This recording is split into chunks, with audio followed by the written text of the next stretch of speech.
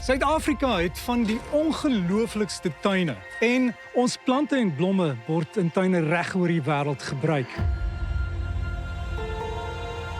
Ons gaan 'n baie wye spektrum tuine dek, van fynbos, subtropies en alles tussenin. Maar ons gaan ook die groen vingers agter die tuine leer ken. Ek is Derek Gardner en ek is jou gids. Dis tyd vir Tuintoere.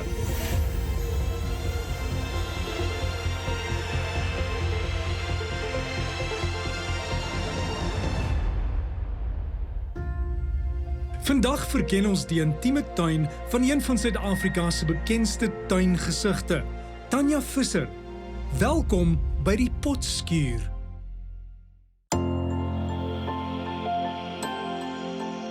Vandag besoek ons die tuin van die sosiale media tuinbarones Tanya Visser.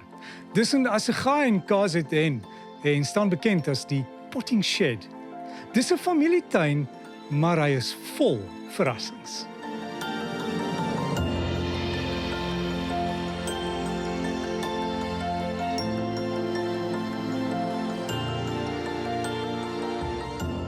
Hi, I'm Tanya Visser. You're with me in my family garden in Assegaai, also known as Controversy Drive or the Potting Shed. I lived in a complex with, and in the same complex were my cousins, and they were also my babysitters for my Yorkshire Terriers. And we always had the idea of wanting a home where we could house our family. So we looked around because we couldn't afford a plot on our own as two individual couples. And the strangest thing happened. We'd been looking and looking, and we decided actually we couldn't afford it. But one Saturday afternoon, both our cars ended up outside this gate at the same time. And we hadn't phoned each other, we hadn't told each other. And I said, okay, well, what now? They saw the boards. I said, well, so did we. So I said, what do we do? I said, we ring the bell. So we rang the bell, and the lady comes out, and I knew her from gardening. And she said, God sent you. By that evening, we had signed the papers, and we were moving. I'm like, but I don't even have a house yet, because there was one house.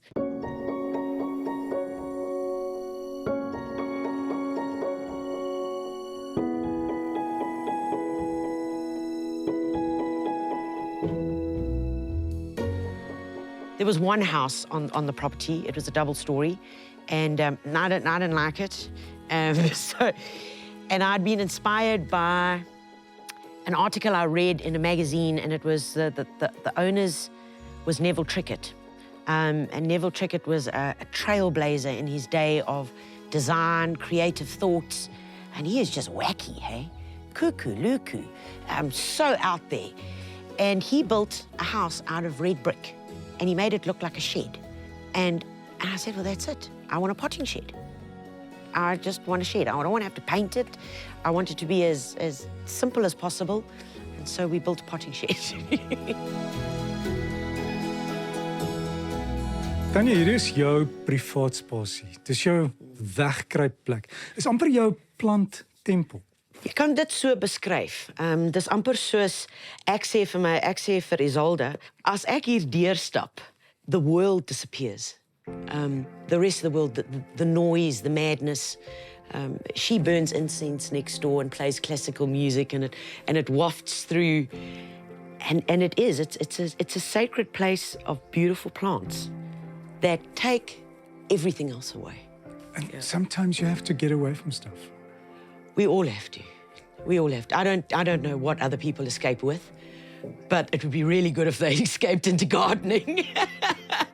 En alles is georden, elkeen het sy plek. Jy laat dit so maklik lyk. I love structure and order, and I hope that would emulate into my life. My brain goes all over the place, so... And a terracotta pot, you know, it never goes out of fashion. It's like they were first made millions of years ago. They were first invented, and they're still here with us. So wil jy vir my sê hier is niks plastiek potte nie? Nee, I get a rash. When I see a plastic pot in it. Wat jy sê is baie belangrik. Ek dink daar's 'n neiging vir mense om terug te gaan na die natuur toe. En klei kom uit die grond. Exactly. En 'n plant is baie meer gelukkig in 'n kleipot. Die versameling, jy het baie van hulle al in die natuur gesien, in die veld gegaan en gekyk. Hierdie, from here to there, hierdie sexy is 'n sexy. That sounds a terrible word. Is dit Maar reg? dit is sexy, dis Is dit nice. reg? Mooi, Ja, dit ja. is sexy. Hierdie is almal die knersvlakte plante. As jy na Makwaland toe gaan en as jy stop net vir 'n bietjie en afkyk, kan jy hulle sien. En weet jy hoekom noem hulle dit die knersvlakte? Because of the As die ou Yes. waanse Ja, wiele it's oor die a- klippies gery, dan it crunch. and you'll kners. see. So when I visited, they talk about the quartz. You see the quartz lying there, and in between the quartz, out pops this little baby. So I went and found quartz to go with my little knersvlakte plant so that I can try and emulate that. But if you just... Jy hoor hom. Oh, Sê vir my liefde vir plante en jou passie vir plante. Kan jy dit vir mense leer of kan jy 'n saadjie plant en dit gaan in hulle siele groei? yes, you can. There's a garden in everybody. You just got to see what turns you on. If it's an indoor plant, or if it's a succulent, or if it's a little kappertjie, you just got to find that thing that turns you on. So if you find that, then you're sold.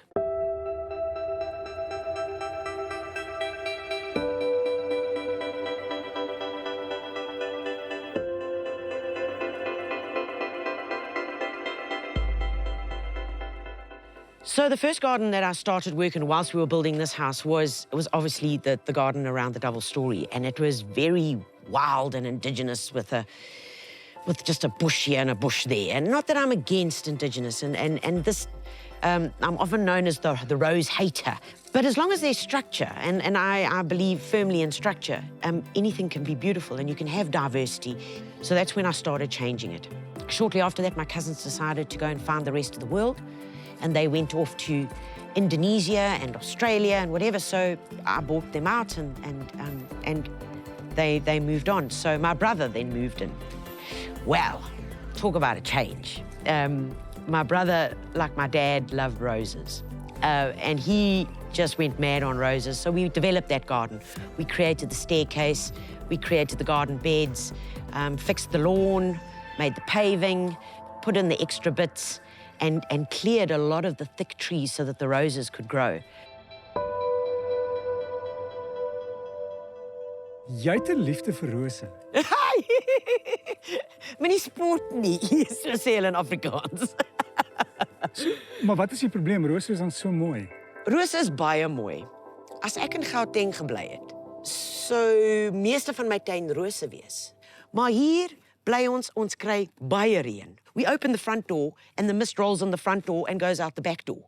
It is heavy mist, and with heavy mist comes lots of diseases and goggos. So, dis belangrik om dan jou klimaat te ken sodat jy die regte plante vir jou klimaat het. Absolutely. If a piece of lawn will not grow under that section there, then just get over it. You know, Keith Kirsten used to always say, take a pill. If you can't grow something there, then stop trying. Try something else. So that was 13 years ago, was where our main focus was. And then, of course, I had to create a pathway to link the two gardens. And then I started here, and my first major mission was to get the terrace, and then we got the herbaceous borders going.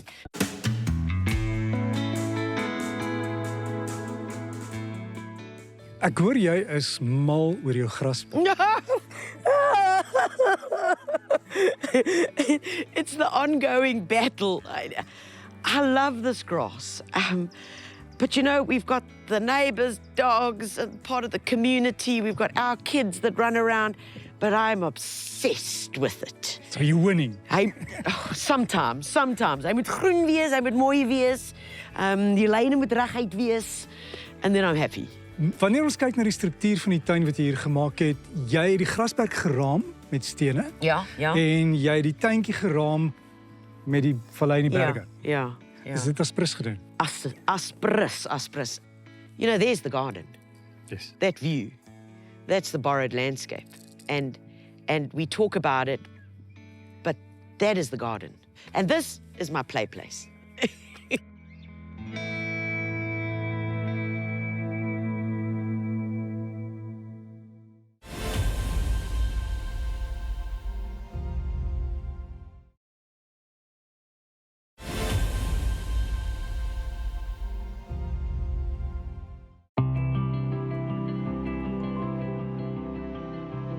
Water is belangrik in die tuin. Hoekom? Ek hou van die kalmte wat dit bring. And I remember there was a phase in gardening when it was all about the height of the fountain. And that just took it away from me. I think it's like walking in a beautiful forest and die kalmte wat dit bring, die koelte en die kalmte. And it's that element that we can't add as gardeners. And it's nature in her absolute beauty. That pond at the bottom started as a reflection pond. Then I thought I'd turn it halfway through. I thought I'd turn it into a natural swimming pool. And then somebody told me that the sides are all slimy and green. And I'm like, oh, I can't get into that pool. Never, ever, ever. So it changes. I'm very emotional and I react on a whim and I change my mind with this garden a lot.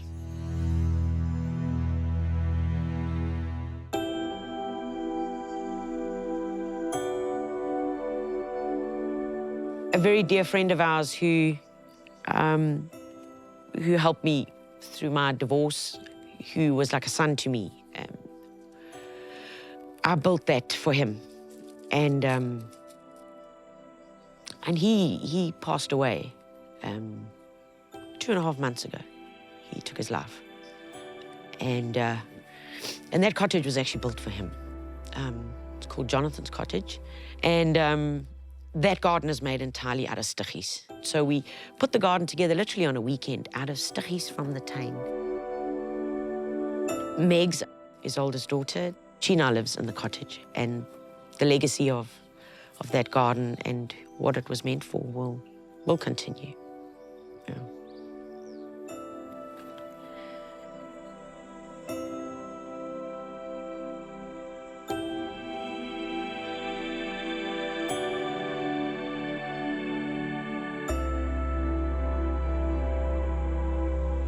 Tanya het gereeld gepraat van iemand anders wat help in die tuin. Wat is jou betrokkenheid? Ons is altyd baie lief tuin maak en die waardering van plante. So ons is gereeld saam in die tuin. As daar idees is, sal ons daardeur gaan. En dan kry ek so nou en dan my vingers ook vuil. En julle het hierdie deel en langsaan is die ander deel. Dis Tanya het gesê dis waar jy wierook brand en klassieke musiek speel. Is hierdie jou wegkruipplek? Hierdie is 'n plek waar ek stil raak na 'n lang dag. Dis baie lekker. Tanya is dan langsaan besig met haar vetplante. So nou en dan is daar 'n chat tussen die twee van ons, maar dit is waar ons reboot en defrag na 'n lang dag. Hier's 'n paar nessies in jou kweekhuis. Ja. Hoekom? Wat gebeur het is soos ek ingetrek het die natuur saam met my ingetrek. So die eerste nessie wat ek ontdek het is eintlik hier binne. So ek het elke jaar 'n klein Cape Robin chat wat kom nes maak. Ek het al suikerbekkies gehad wat hier 'n nes gemaak het. So dit is 'n baie spesiale plek. Ek het boompaddas wat hier is. Ek het so nou en dan 'n gespikkelde bosslang wat hier deurseil. So ons respekteer mekaar en elkeen het maar sy spasie. My mom and dad were great gardeners, and we lived in the Gamadulas. And on weekends, people would come to visit us, but people left with plants. They left with cuttings, they left with something from the veggie garden, they left with a bunch of roses, they left with an orchid and anthurium, and my late mom had an anthurium collection. And when we finally moved here, that was one of the first structures I built. And that's called Mom's Shade House, and that's where her anthuriums are, and that's her legacy, and her orchids live there. Hier is 'n baie groot versameling flaminkplante, ons ken hulle ook as anthuriums, en hierdie spesifieke een kom uit Mauritius en daar word hulle so groot, hulle rank so in die bome op. Maar die blomme is net ongelooflik en onthou om nie te veel aan hulle te vat nie, die suur in jou hand mag dalk vlekke maak op hierdie baie mooi blom. Obsessions, and so my love for succulents and haworthias and gasterias and all those weird and wonderful, beautiful plants that I just can't get enough of made me extend things. So Mom's Shade House got extended, and then I needed another tunnel, and then I needed another tunnel, and now I need another tunnel. So, but I love plants. So when I see a new plant, it's got to find a place in the garden. But you know, there could be a whole lot of other worse things that I could be addicted to. So I think plants are okay.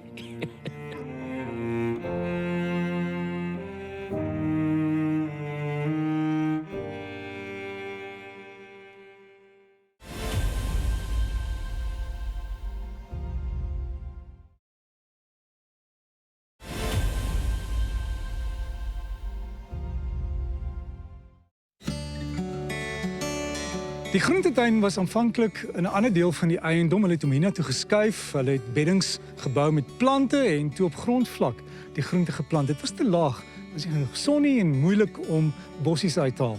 Hulle het toe met hout beddings gebou, volgemaak met grond en goeie kompos en nou het hulle 'n groentetuin met groente wat baie goed groei en baie maklik bewerk kan word en geoes kan word.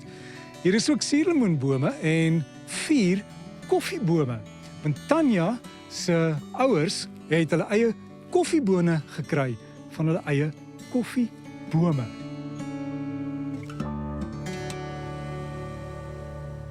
You know, I feel so sorry for kids. I have no idea how people are meant to find their way around life. I was the third and the youngest in our family. I've got an older brother. My middle brother passed by suicide. And then there was me. And I'd got a bursary to go to Edgewood to become a teacher. And we were driving. We were driving to Edgewood. And I stopped my mother along the way. And I said, Mom, I can't do this. I don't want to be a teacher. So I went to go and study at Durban Technikon, horticulture. And we had to do a year's internship. And I ended up doing that at Dunrobin. And I had amazing teachers. And my last place that I volunteered at was Airlie Farms. And there was a brilliant man called Dave Gates who said to me, if this is what you love, then you've got to be brave enough to go and do it. And so that's what I did. And then was really unhappy with the media and the magazines that were available in South Africa. So someone turned around to me and said, well, why don't you do something better? Be the change.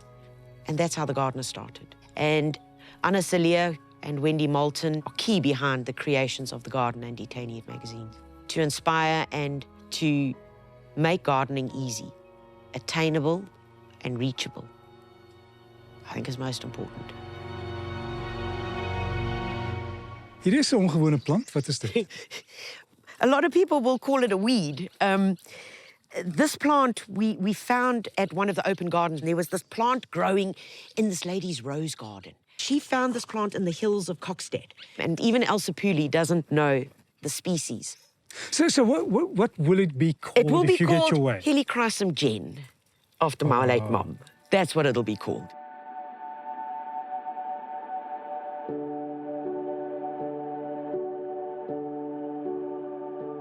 Dad died when I was 16, and I spent a lot of time with him. He was a builder.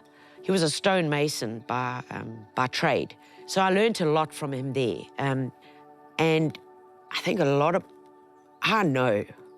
know without a shadow of a doubt that along with gardening comes legacy. And with legacy comes value and nostalgia and remembering. And it reminds me every single day, remember from whence you came. It's like if you want a plant to grow, know where it originates. Look after it like that, and it'll grow well for you. And never forget where you come from, because that will determine your projection of your life. Hier is heel wat grasse wat jy geplant het.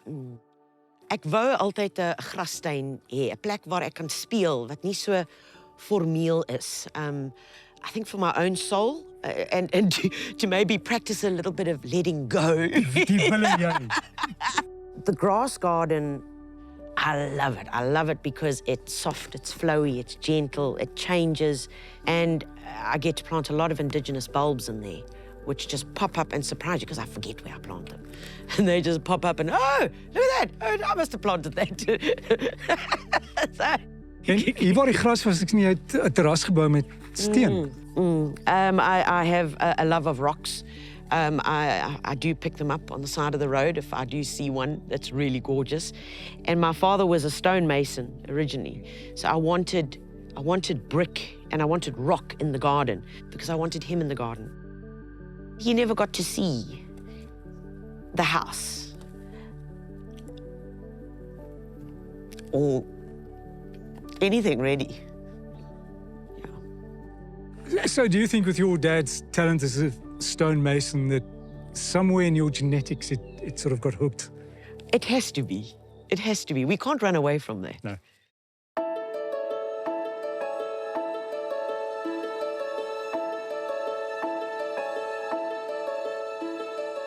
The garden continuously has to show growth. It has to show growth because if it's not growing and changing, neither are you. And that's the philosophy. Nothing stays the same.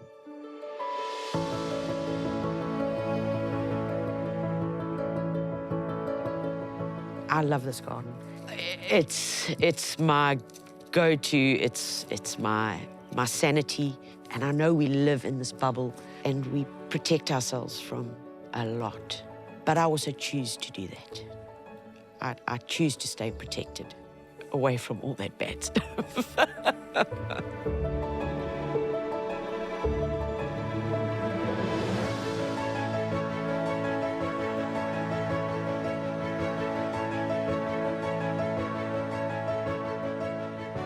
I mean, it's been proven, scientifically proven, that if you put your fingers into the soil, if you put your bum on the lawn, that there is energy that helps with our endorphins.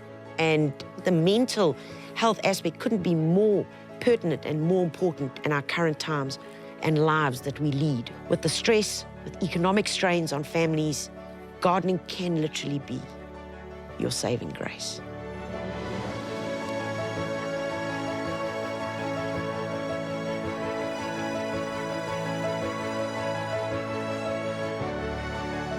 Nadat ons 'n dag saam met Tanya spandeer het, is dit duidelik dat haar ouers 'n groot invloed op haar lewe en haar beroep gehad het.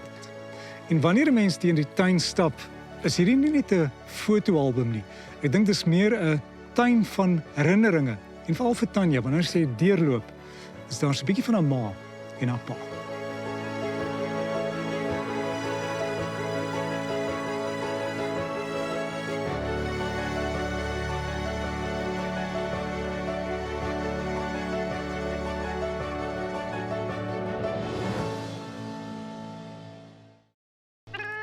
Mrs. King Productions.